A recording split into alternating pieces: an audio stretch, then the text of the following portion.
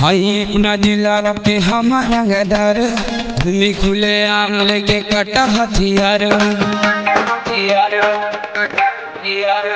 हाय अपना जिला रखे हमारा गदर भूमि खुले आम लेके कटा हथियार।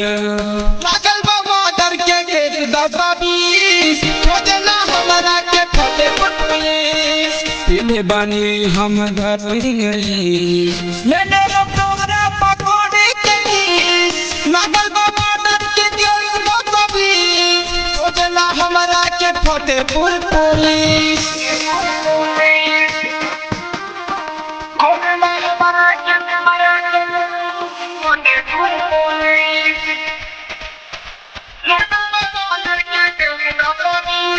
जिला फतेहपुर में चले हमर सासा हमारे आगे जानी दिए तू भाषा। जिला फतेहपुर में चले हमर सासा हमारे आगे जानी दिए बाबू भाषा।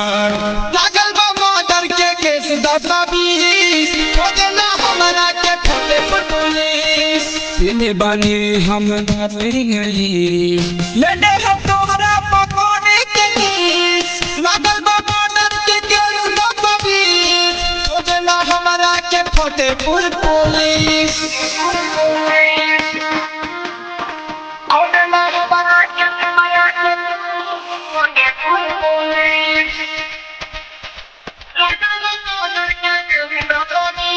हमारा आगे बाबू चली नहीं अगर मर्डर हो जाए जदि ले तो के हमारा आगे नहीं चली तोहर कर मर्डर हो जाए जदि ले तो के पकड़। बबलुआ धड़कन करी नहीं मिस हमरा के खोजेला यूपी पुलिस।